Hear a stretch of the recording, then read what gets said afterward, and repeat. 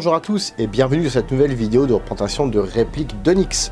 Aujourd'hui, je vais vous présenter le célèbre pistolet C96 ainsi que sa crosse.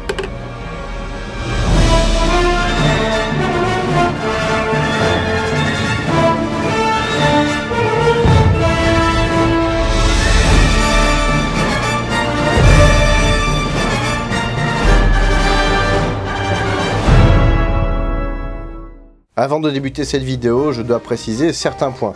Tout d'abord, c'est une quasi-arme, certes, mais pour plus de simplicité, je l'appellerai réplique. Cette série de vidéos est conçue en étroite collaboration avec le fabricant d'Onyx, que je remercie chaleureusement pour leur soutien, mais ce n'est pas pour autant que cela va m'épargner de vous parler des défauts de ces répliques. Je fais des reviews et non des publicités vous incitant à acheter. De nombreuses personnes vont me demander, mais quel est l'intérêt de présenter un objet comme ça qui ne soit pas une réplique d'Airsoft et qui ne soit pas une vraie arme. Historiquement, il n'y en a aucun, effectivement. Cette réplique n'est qu'un bloc de métal et de bois qui n'a pas d'autre but que de faire joli.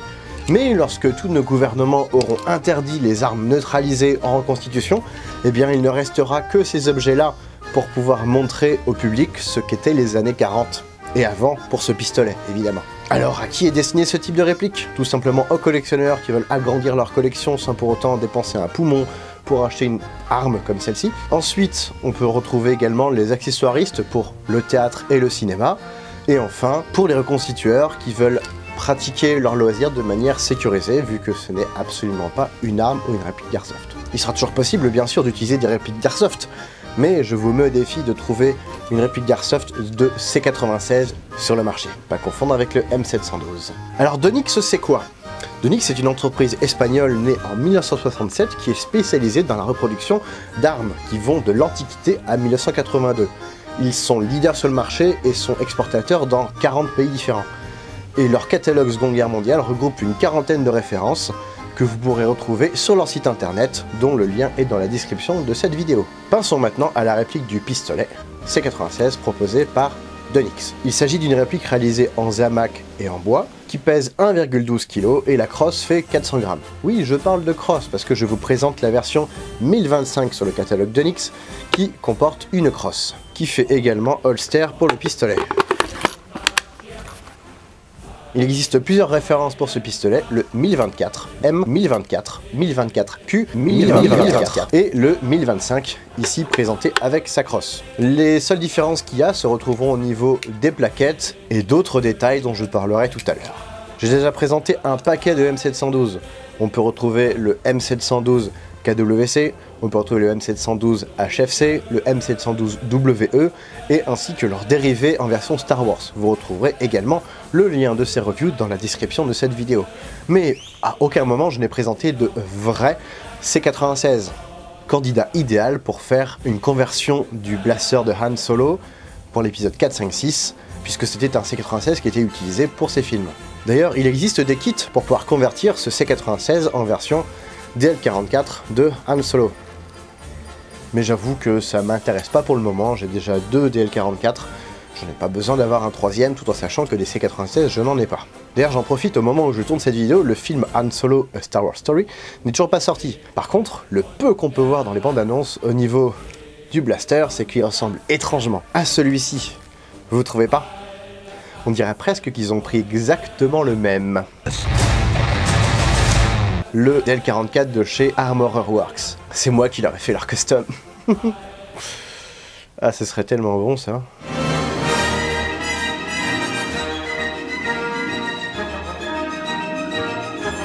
Le film a été tourné avant la sortie de ta vidéo, connard. Ouais, c'est vrai. Maintenant, on commence à parler de choses sérieuses, c'est-à-dire tous les inconvénients qu'il y a sur cette réplique. Tout d'abord, le magasin dessous. Normalement, on devrait avoir un schéma comme celui-ci, avec le petit bouton pour le ressort. Ici, nous n'avons rien du tout. Libre à vous de pouvoir faire cette manipulation. Un utilisateur Instagram ici a réussi à faire l'opération. Il a du matériel de professionnel, c'est évident. Donc ça veut dire que c'est possible. Mais moi, je sais pas faire. Après, soyez sûr de vous, parce que si vous ne l'êtes pas et que vous faites n'importe quoi, et ben vous allez regarder des séquelles. Ou alors vous allez péter votre pétard. Le magasin n'a pas de schéma. La culasse non plus. Nous avons une bête barre noire, sans aucune gravure, sans aucune forme, alors que un original devrait avoir une forme sur le dessus. Bon, ici c'est pas l'original, c'est un Airsoft évidemment. La culasse est d'ailleurs une des seules pièces mobiles sur toute la réplique, en plus de la hausse et la détente. Et l'anneau qui fait que du bruit depuis le début, j'espère que ça n'a pas gêné la vidéo. C'est dommage sur le percuteur d'ailleurs, sur l'original, normalement, on a une vis ici qui sert au démontage de la culasse. Ici, nous avons un simple téton qui est en relief et qui est moulé dans la masse. Je suis littéralement déçu. Littéralement. J'ignore si on peut insérer une lame chargeur, mais de toute façon, je ne vois pas trop l'intérêt puisqu'on n'a pas de ressort élévateur dans le magasin. Le seul truc qu'on peut faire, c'est mettre une fausse cartouche dedans, une ou plusieurs, fixez-les, parce que sinon, ce serait dommage que ça se balade. C'est possible de l'insérer. Faites en sorte qu'on n'ait pas une balle qui s'engage, puisque si vous en engagez une, vous allez avoir bobo. Regardez ici, c'est une simple barre de Zamac, qu'on appellera culasse, qui vient taper sur un bloc de métal qu'on appellera canon bouché. Oui, il n'y a pas de chambre. Du coup, il dort dehors le pistolet. Dommage.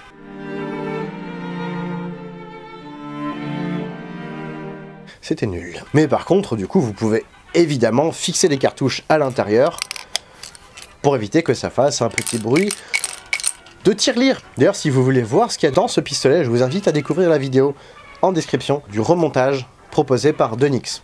L'anneau installé en dessous n'est pas un porte-clés comme sur les répliques d'Airsoft. C'est un vrai anneau. Il est venu à moi, mon précieux. Qu'il va falloir tordre si vous voulez l'enlever. La hausse est mobile, mais de manière inutile, puisque le cran ici de réglage ne bouge pas. Et le problème, c'est que la hausse est trop mobile. Ici, elle va pouvoir bouger de manière intempestive. Alors ce que je peux vous conseiller, c'est soit de coller carrément l'axe sur lequel vient se mettre la hausse, ou alors mettre un petit coup de pâte fixe. Ainsi, ça tient, malgré les manipulations. Et c'est pas définitif. Après, vous imaginez une hausse comme ça, en vrai, pendant que vous tirez, à chaque tir, vous perdriez la visu de votre adversaire pendant un dixième de seconde. Comme... On m'a dit que je pouvais être n'importe quoi, alors je suis devenu... un Luger. Autre élément qui est factice et qui ne bouge pas, la sûreté. C'est dommage, là elle est vraiment moulée dans la masse, impossible de la bouger, alors que sur d'autres versions proposées par Donix, un des 1024 dont je parlais tout à l'heure, cette sûreté est mobile. Cette version présente deux marquages, Donix Made in Spain sur le côté gauche et M96 sur le côté droit. Donix et les marquages, ils sont pas copains. Après j'imagine que c'est une question de licence, mais une autre version du C96 proposée par Donix existe avec un marquage sur le côté gauche ici, où on peut deviner comme le marquage Moser. Fucker. Il s'est passé quoi là? Moser. Fucker. Mossinagan. Parlons maintenant de la crosse. Elle dispose d'un ressort pour pouvoir verrouiller le capot qui se verrouille comme ça. Et nous avons une vis qui verrouille cette lame. Cette vis est un petit peu trop voyante. On la sent bien au toucher. Comme ma bite. Et sur une vraie crosse, cette vis-là serait plus dissimulée dans le bois. Donc si vous êtes courageux, vous pouvez éventuellement creuser un petit peu le bois autour, réduire la longueur de la vis, de manière à la camoufler un petit peu plus. A noter d'ailleurs que la crosse est fragile, elle est constituée de deux parties. On peut voir une nette ligne de démarcation entre les deux parties à l'intérieur, qui sont tout simplement collées entre elles. Idem pour le capot. Le vernis de la crosse, à la base, était un vernis brillant, de la même couleur que le Garand en fait. J'ai utilisé ma petite poudre mystérieuse, à laquelle j'ai rajouté de l'eau pour pouvoir reteindre tout simplement le bois. Et donc maintenant, il ne restera plus qu'à rajouter un vernis. Mais encore, ça c'est en option, parce que comme ça, il est déjà très bien. Après, il faudra mettre cette crosse dans le holster dédié, qu'il faudra acheter pour l'occasion. Pour conclure, je dirais que ce pistolet a une finition moyenne. J'étais un petit peu déçu, puisqu'on a des traces de moulure, des bavures, et même mon bronzage a été abîmé au moment où je l'ai reçu, alors que je l'ai reçu neuf. Peut-être aussi parce que le fait de le stocker dans la crosse, on aura du bois.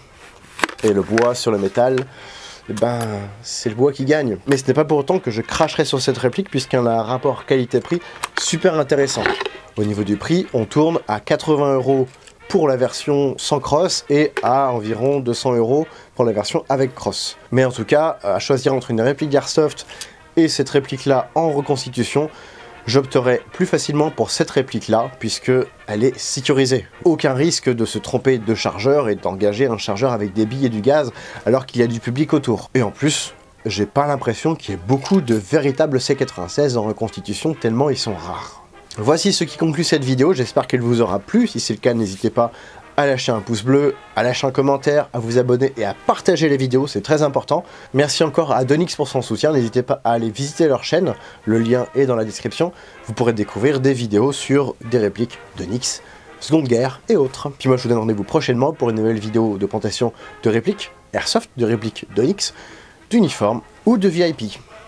Salut!